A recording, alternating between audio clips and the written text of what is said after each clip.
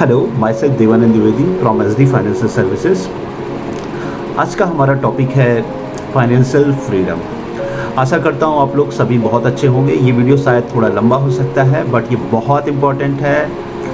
सो बिना लेट किए हुए जनता जनार्दन की जय बोलते हम अपने वीडियो स्टार्ट करते हैं। तो हम फाइनेंशियल फ्रीडम क्या है, या हम इसको बोल सकते हैं आर्थिक स्वतंत्रता।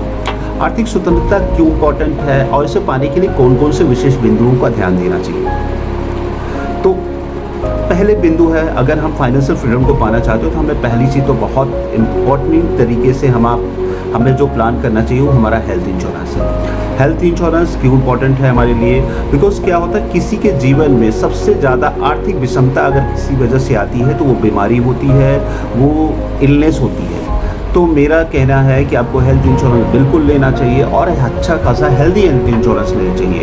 एंड अगर आपकी इनकम लेस देन 5 लाख है तो आपके पास कम से कम 10 लाख का हेल्थ इंश्योरेंस होना चाहिए। अगर मोर देन 5 लाख है तो more than 5 lakh to 10 lakh है तो आपके पास फिर 15 to 20 लाख का हेल्थ इंश्योरेंस मिनिमम होना चाहिए सर। और अगर आपकी इनकम मोर देन 10 लाख है तो सर आप 50 लाख या 1 करोड़ का भी हेल्थ इंश्योरेंस ले लें, वो कम है। और एक समय के बाद में ये हेल्थ इंश्योरेंस मिलता नहीं। अगर कोई डिसीज़ हो गई तो फिर वो परमानेंट डिस्क्लोजर में जाती है, आप उसका ट्रीटमेंट कभी उस हेल्थ इंश्योरेंस बेनिफिट नहीं उठा सकते हैं। तो हेल्थ इंश्योरेंस बहुत इंपॉर्टेंट लेयर है आपकी फाइनेंशियल फ्रीडम को पाने के लिए। और आगे चल के हेल्थ इतना एक्सपेंसिव होता जा रहा है। हमारी आर्थिक स्वतंत्रता का सेकेंड पिलर है आपका term insurance. Sir term insurance क्या होता है? सर टर्म इंश्योरेंस बेसिकली किसी भी प्रकार की डेथ को कवर करता है, चाहे वो नेचुरल हो चाहे वो अननेचुरल हो। तो टर्म इंश्योरेंस क्यों इम्पोर्टेंट है? सर हम इस दुनिया में जब आते हैं, आने के बाद हम एक लायबिलिटी, एक रिस्पॉन्सिबिलिटी अपने जीवन में क्रिएट कर लेते हैं। तो उस लायबिलिटी और रिस्पॉन्सिबिलिटी को फुलफिल करने के लिए टर्म इंश्योरेंस आपका बहुत महत्वपूर्ण रोल अदा करता है। ये कैसे कैलकुलेट होता है, कितना सम इंश्योर्ड हमें लेना चाहिए?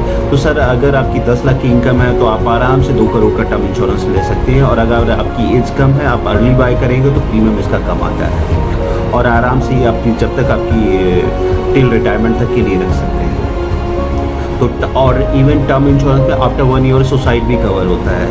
तो टर्म इंश्योरेंस बिल्कुल बाय करना चाहिए। अब हम ये दोनों चीज़ें कंप्लीट करने के बाद, हेल्थ और टर्म लेने के बाद, अब हम अपनी फाइनेंशियल जर्नी को कंप्लीट करने के लिए तैयार हैं। तो अब हम फाइनेंशियल जर्नी स्टार्ट करें। हेल्थ इंश्योरेंस और टर्म इंश्योरेंस ये दोनों चीज़ों को कंप्लीट करके अब हम बहुत अच्छी तरीके से तैयार हैं अपनी फाइनेंशियल जर्नी को करने के लिए। तो हम बात कर लेते हैं कि हमारे पास भी कौन से मोड में हमें पैसा डालना चाहिए। जब हम कभी भी पैसे इन्वेस्टमेंट करने की बातें करते हैं तो हमें 2-3 बिंदुओं का बहुत अच्छे से ध्यान रखना चाहिए कि उस पर पैसा डालना चाहिए जिसमें 3 गुण होने चाहिए।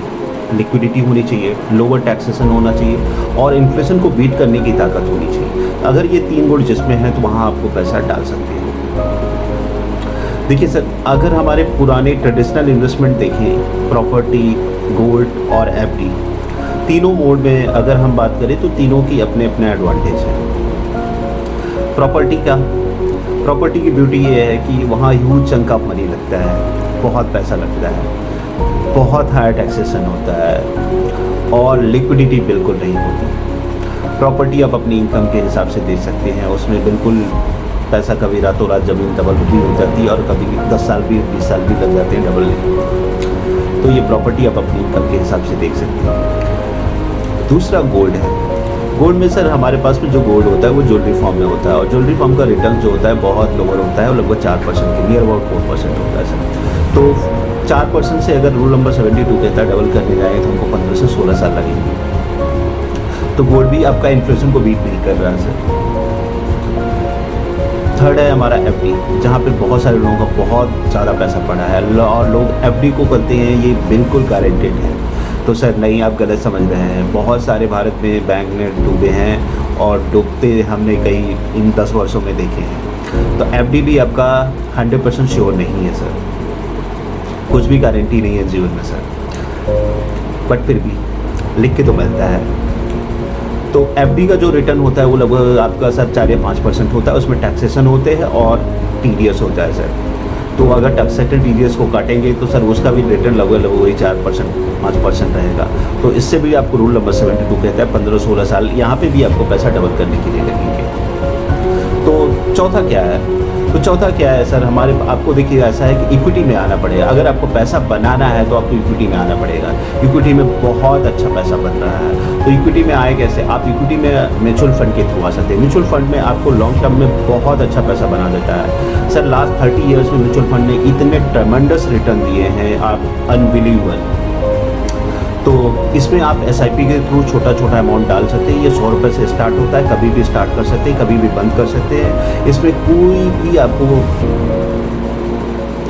इतनी ट्रांसपेरेंसी कहीं पे लाइन नहीं लगाना है। तो एसआईपी के थ्रू लॉन्ग टर्म में आप अच्छी खासी वेल्थ क्रिएट कर पाएंगे। प्लीज़ इसे लाइक करिए, सब्सक्राइब करिए और अपने नियर वन डियर वन को फॉरवर्ड करिए ताकि हर कोई अपनी फाइनेंशियल जर्नी को जल्द से जल्द कंप्लीट कर पाए। Thank you so much.